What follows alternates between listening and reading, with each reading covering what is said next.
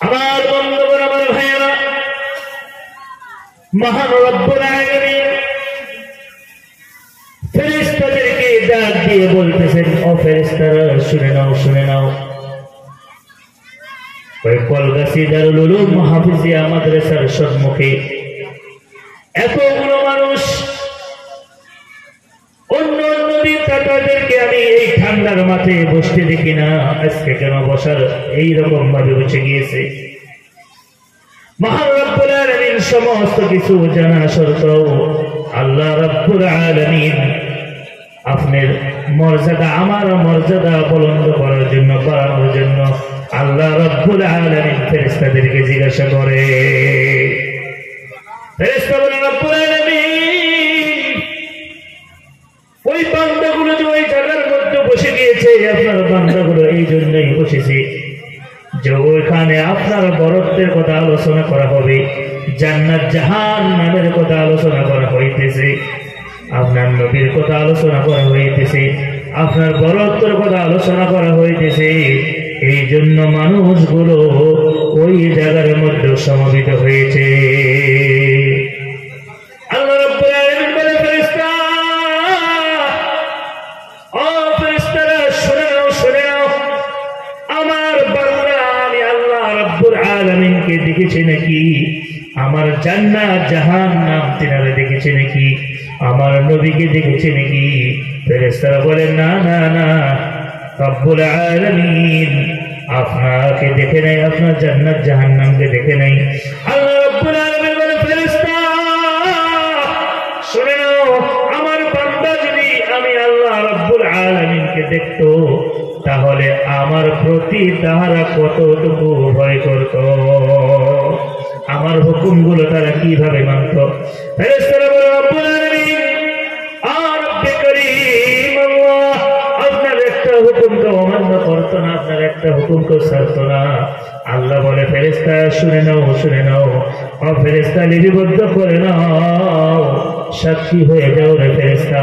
ও ফেরেশতা শুনে নাও, আজকে যারা কলগাছি এলাকার মধ্যে যেই সব যুবক, যেই সব মানুষ, যেই সব আমার বান্দা বান্দি জলসার পতাকায় বাড়ি থেকে বের হয়ে এসেছে, ও ফেরেশতারা শুনে নাও, যারা এখনো ঘোরাফেরা করতেছে আর যারা ঘোরাফেরা না করে ওই স্বামী আনার নিচে বসে গিয়েছে ফেরেশতা, তাদের কথা লিখে নাও। যারা ওই স্বামী আনার নিচে বসে গিয়েছে, ওই জান্নাতের বাগানের মধ্যে বসে গিয়েছে, ও ফেরেশতা আমার কালামকে শোনার জন্য, আমার নবীর হাদিস শোনার জন্য, ও ফেরেশতারা যারা এই জন্যই বসে গিয়েছে। ভাই কি হলো? আমার বন্ধু, আমার ভাইয়া, মহান রব্বুল আলামিন বলতেছে, ও ফেরেশতা লিপিবদ্ধ করে নাও, যারা ইসলামী আনার নিচে বসে গিয়েছে, আর যারা বসে নাই তাদের জন্য নয়, যারা বসে গিয়েছে তাদের জিন্দেগীর গুনাহগুলো আমি আল্লাহ রব্বুল আলামিন মাফ করে দিলাম। আর একটু আসতে বললো তো ভাই, সুবহানাল্লাহ। আমার বন্ধুগণ, আল্লাহ রব্বুল আলামিন মাফ করে শান্ত হইলেন না। আল্লাহ রব্বুল আলামিন বলতেছে, ফেরেশতা লিপিবদ্ধ করো, লিপিবদ্ধ করে নাও, শুনে নাও, সাক্ষী হয়ে যাও। আমার বান্দাকে শুধু মাফ করলাম না, যতগুলো গুনাহ আমি মাফ করে দিলাম, কতগুলো নেকি তিনাদের আমলনামায় লিপিবদ্ধ করে দাও। আমার বন্ধুগণ, সুবহানাল্লাহ কেন বলতে চান না? এই সুবহানাল্লাহর ফজিলত কি জানেন? আমার বন্ধুগণ, এটা হলো কোরআনের মাহফিল, এটা হলো কোরআনের মাহফিল। এই জায়গায় কোরআনকে তেলাওয়াত করা হবে, কোরআনের কথাগুলো আপনাদেরকে শোনানো হবে, আর আমরা শুনে শুনে আমল করার জন্য সবাই চেষ্টা করবো তো ইনশাআল্লাহ। আমার বন্ধুগণ, ভালো করে শুনে নিন, কোরআন কিভাবে শুনতে হবে, কোরআনের মাহফিলে কিভাবে বসতে হয়, কোরআনের মাহফিলে বসে কি করতে হয়, আল্লাহ রাব্বুল আলামিন জানিয়ে দিলেন পবিত্র কালামুল্লাহ শরীফের মধ্যে, ঘোষণা করে দিলেন। আমার নবী হাদিসের মধ্যে বলে দিয়েছেন, আমার নবী হাদিসের মধ্যে বলে দিয়েছেন আমার বন্ধুগণ। আল্লাহ রাসূল সাল্লাল্লাহু আলাইহি ওয়াসাল্লাম বলতেছেন, ক্বালা মান তামাসসাকা বিসুন্নতি ইনদা ফাসাদি উম্মতি ফালাহু আজরু শাহীদ আও কামা ক্বালা আলাইহিস সালাতু ওয়াসসালাম। আল্লাহ রাসূল বলতেছেন, যেই ফিতনা ফাসাদের জামানার মধ্যে, যেই ফিতনা ফাসাদের জামানার মধ্যে আল্লাহ নবীর সুন্নতকে আঁকড়িয়ে ধরবে, তাদের নামায় আমলে 100 শহীদের সওয়াব লিপিবদ্ধ করে দেওয়া হবে। চিল্লায়ে বলি সুবহানাল্লাহ। তাহলে আমার বন্ধুগণ, যেগুলো ভাই পিছনে বসে গিয়েছেন, আল্লাহর নবীর একটা সুন্নত জিন্দা করলে যদি এত সওয়াব মিলে যায়, আমরা তাহলে পিছনে না বসে আগের দিকে একটু হরকত করে চলে আসি। ভাই চলে আসেন ভাই, চলে আসেন, আগে সামনের দিকে চলে আসেন। ওই সামনের খালি জায়গাটা আপনার, যে জায়গায় খালি দেখতেছেন, সামনের খালি জায়গাটুকু আপনাদের। ভাই সামনেও খেয়াল আছে, পিছনেও খেয়াল আছে। আসুন ভাই, একটু মেহেরবানি করে আল্লাহ নবীর ভালোবাসায় একটা নবী, আল্লাহ নবীর একটা সুন্নতকে আমরা জিন্দা করি। আসেন ভাই, এগিয়ে আসেন ভাই, অনুরোধ করছি, আসেন। লা ইলাহা, জিকির করি, লা ইলাহা, আরো জোরে লা ইলাহা, ভালো লাগে লা ইলাহা, যারে দিলে আসে আমার আল্লাহর ভয়, যারে দিলে আসে আমার আল্লাহর ভয়, আল্লাহ আল্লাহ সব সময়, লা ইলাহা। কথা বুঝতেছেন না ভাই? সামনের দিকে চলে আসেন ভাই। একবার যদি একটা সুন্নতকে জিন্দা করেন, 100 শহীদের সওয়াব আল্লাহ রাব্বুল আলামিন আপনাদের নামায় আমলে দান করবে। আসেন ভাই, চেপে চেপে বসা।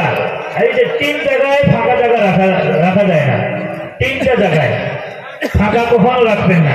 শুনছেন তো ইনশাআল্লাহ নাকি? ভাই আওয়াজটা এইরকম হচ্ছে, একটু চেন করেন। 3টা জায়গায় কখনো ফাঁকা রাখবেন না। এক,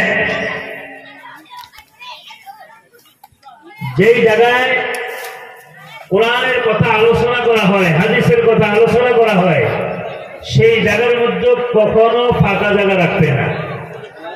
যদি ফাঁকা জায়গা রাখে, সেখানে শয়তান এসে হরকত করবে, কানের মধ্যে কার্প জানিয়ে দিবে, হ্যাঁ, এইরকম ভাবে চিমটি মারবে। কথা বুঝছেন? এইরকম ভাবে চুলকানি দিবে, যাতে আপনার ঘুম ধরে। এই জন্য চেপে চেপে বসে সুন্নত জিন্দা হবে। 2 নাম্বার, নামাজ যখন আরম্ভ হয়ে যায়, নামাজের কাতারের মধ্যে যত ফাঁক না থাকে। 3 নাম্বারটা বলবো, 3 নাম্বারটা বলবো, শুনবেন। যখন স্বামী স্ত্রী এক বিছানায় শুয়ে যাবে, যখন স্বামী স্ত্রী এক বিছানায় শুবে, মাঝখানে যাতে কোনো ফাঁকা জায়গা না থাকে। চিল্লায়ে বলি সুবহানাল্লাহ। আমার বন্ধুরা, আমার ভাইয়েরা, মহান রব্বুল আলামিন পবিত্র কালামুল্লাহ শরীফের মধ্যে ঘোষণা করে দিলেন, আপনি যখন পারা নাম্বার 8 করবেন, সূরাতুল আ'রাফ নামের একটা সূরা আছে, এই সূরার 204 নাম্বার আয়াত যখন তেলাওয়াত করবেন, মহান রব্বুল আলামিন পবিত্র কালামুল্লাহর মধ্যে ঘোষণা করলেন, ওয়া ইযা কুরিআল কুরআনু ফাসতামিউ লাহু ওয়া আনসিতু লাআল্লাকুম তুরহামুন। আল্লাহ রাব্বুল আলামিন বললেন, ও দুনিয়ার মানুষ, যখন তোমাদের সম্মুখে আমার কোরআনকে তিলাওয়াত করা হবে, তখন তোমরা চুপচাপ ওই জায়গার মধ্যে বসে যাবে, কোনো হাল্লা চিল্লা করবে না, কোনো কথাবার্তা বলবে না, যেন তোমাদের উপরে আমি আল্লাহর রহমত বর্ষিত হয়। চিল্লায়ে বলি সুবহানাল্লাহ। আমার বন্ধুরা, আমার ভাইয়েরা, আল্লাহর কালাম শুনলে আল্লাহর রহমত বর্ষিত করবে। এইভাবে শুনবেন আমার বন্ধুগণ, কোনো কথাবার্তা যেন হয় না, যেন কোনো হাল্লা চিল্লা হয় না। এই জায়গার মধ্যে জমে জমে বসে যান, আল্লাহ রাব্বুল আলামিন রহমত বর্ষিত করবে। আমার বন্ধুগণ, কোরআন শুনলে কি হবে? কোরআন শুনলে আমাদের ঈমান মজবুত হবে, আমাদের ঈমান আল্লাহ রাব্বুল আলামিন বাড়িয়ে দিবে, আল্লাহর উপরে ঈমান চলে আসবে, আল্লাহর উপরে ভরসা চলে আসবে। আল্লাহ যে এক, আল্লাহ যে সবকিছু করনেওয়ালা, এই কথা আমাদের বুঝে আসবে। তাই মহান রব্বুল আলামিন পবিত্র কালাম আল্লাহর মধ্যে ঘোষণা করে দিলেন, আপনি যখন পারা নম্বর 9 খুলবেন, 9 নম্বর পারার মধ্যে যখন চলে যাবেন, সূরাতুল আনফাল নামের একটা সূরা আছে। এই সূরার 3 নম্বর লাইনে 2 নম্বর আয়াত আপনি তেলাওয়াত করবেন। মহান রব্বুল আলামিন বক্তব্য রাখলেন, ইন্নামাল মুমিনুনা আল্লাযীনা ইযা যুকিরাল্লাহু ওয়াজিলাত কুলুবুহুম ওয়া ইযা তুলিয়াত আলাইহিম আয়াতুহু যাদাতুহুম ঈমানাও ওয়া আলা রাব্বিহিম ইয়াতাওয়াক্কালুন। মহান রব্বুল আলামিন পবিত্র কালামের মধ্যে বলে দিলেন, ইন্নামাল মুমিনুনা আল্লাযীনা ইযা যুকিরাল্লাহু ওয়াজিলাত কুলুবুহুম। আল্লাহ রাব্বুল আলামিন বললেন, মুমিন তাহারাই যে যখন আল্লাহ তাআলার নাম লওয়া হবে, তখন তাহাদের অন্তরটা কম্পিত হয়ে যাবে। আমার বন্ধুগণ, ঈমানদারের গুণ এই জায়গায় বর্ণনা করেছেন আল্লাহ। ঈমানদার কারা, আল্লাহ এই জায়গার মধ্যে বলেছেন। এই আয়াতের মধ্যে মহান রব্বুল আলামিন বললেন যে যারা ঈমানদার হবে, আল্লাহর কথা শোনা মাত্রই তাদের অন্তরে ভয় ভাব চলে আসবে। আজকে দেখা যায় এলাকার মানুষ, এই এলাকার যুবকরা এখন ঘুরে ফিরে করতেছে, এই জায়গায় আল্লাহ রাব্বুল আলামিনের কথা বলা হইতেছে। আসলে এর দ্বারা বোঝা যাইতেছে আমাদের ঈমানের কমজোরি আছে। কথা ঠিক না বেঠি? আওয়াজ দিতে হবে ভাই, কথা ঠিক না বেঠি? আমার বন্ধুগণ, আমার ভাইয়েরা, আল্লাহর কথা শুনলে দিলের মধ্যে ভয় ভাব চলে আসবে, আর কোনো কিছুর ভয় আসবে না, কোনো বস্তুর উপরে এগিয়ে আসবে না। আল্লাহ রাব্বুল আলামিন বললেন, তারপরে যখন আমার কোরআন তোমাদের সম্মুখে তেলাওয়াত করা হবে, ওই কোরআন শুনে তাদের ঈমান আস্তে আস্তে আল্লাহ রাব্বুল আলামিন বৃদ্ধি করে দেয়, এবং তারা আল্লাহ রাব্বুল আলামিনের উপরেই ভরসা করে। সিল্লাল্লাহু আলাইহি সুবহানাল্লাহ। আমার ভাইয়েরা,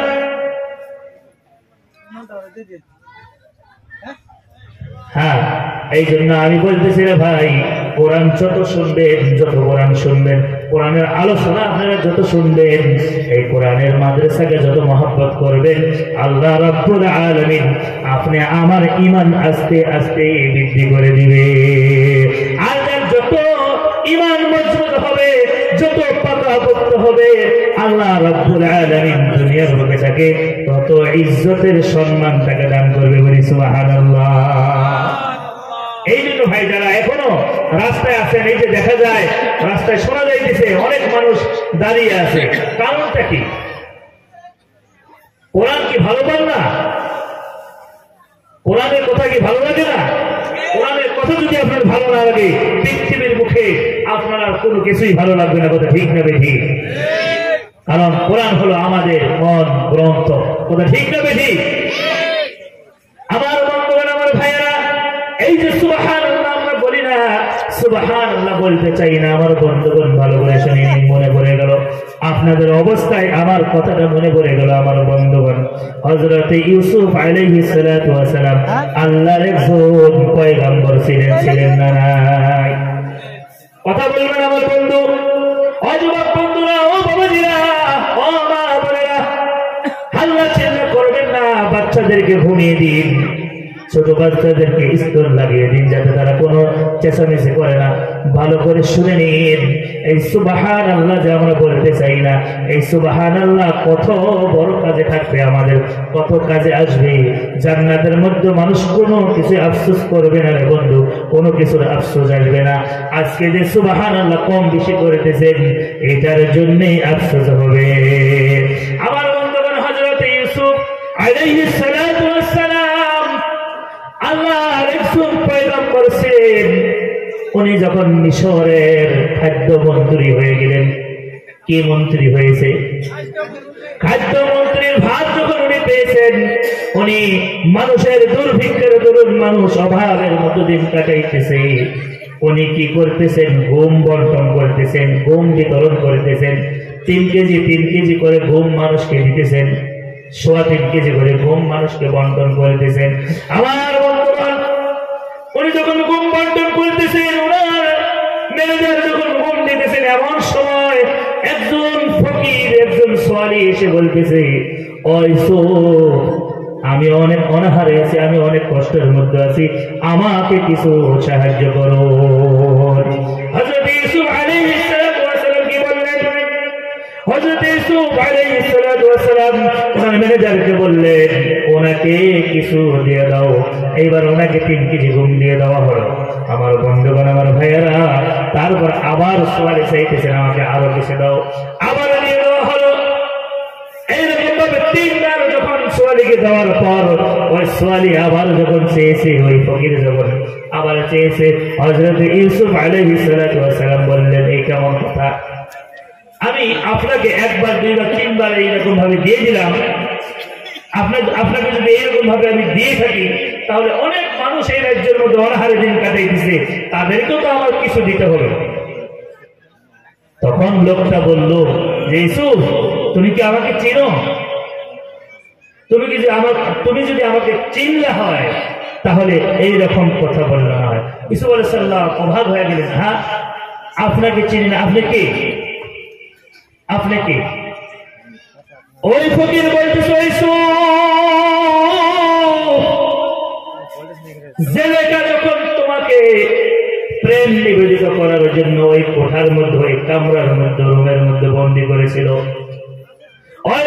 তোমাকে তালা লাগাইয়া, 7টা তালা লাগাইয়া তোমাকে যখন বন্ধ করে রেখেছিল, বন্দী করে রেখে তার প্রেম নিবেদিত করার জন্য, তার ভালোবাসা তোমাকে দেওয়ার জন্য যখন এইরকম ভাবে তোমাকে বন্দী করেছিল, তুমি যখন ছোটাছুটি করছিলে, তোমাকে এইরকম ভাবে টেনে ধরেছিল, তার বিনিময়ে তোমার যখন বিচার করার জন্য মানুষ রেডি হয়েছিল, তার গোলামগুলো যখন বিচার করার জন্য রেডি হয়ে গিয়েছিল, তোমার সাক্ষী দেওয়ার মতো কেউ ছিল না।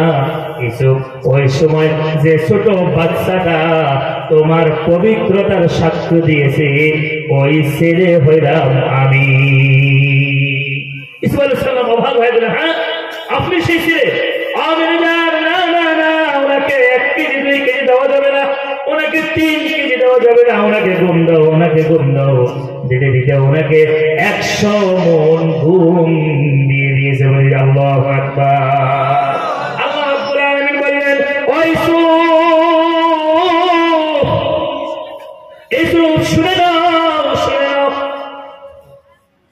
যে ছেলেটা তোমার একবার পবিত্রতার সাক্ষী দেওয়ার জন্য, সাক্ষ্য দেওয়ার জন্য তুমি তাকে 100 মণ গম দিতে পারো, যেই বান্দাটা আমার ফজরের টাইমে সুবহান রাব্বিয়াল আযীম বলে, আবার সুবহান রাব্বিয়াল আ'লা বলে, যোহরের সময় সুবহান রাব্বিয়াল আযীম বলে, আবার আসরে, আবার মাগরিবে, আবার ইশার সময়, আবার বাহিরের সময়গুলো সুবহানাল্লাহ সুবহানাল্লাহ জিকির করে, বলো আমার ওই বান্দাকে আমি কত দিতে পারি? চিল্লায় বলে সুবহান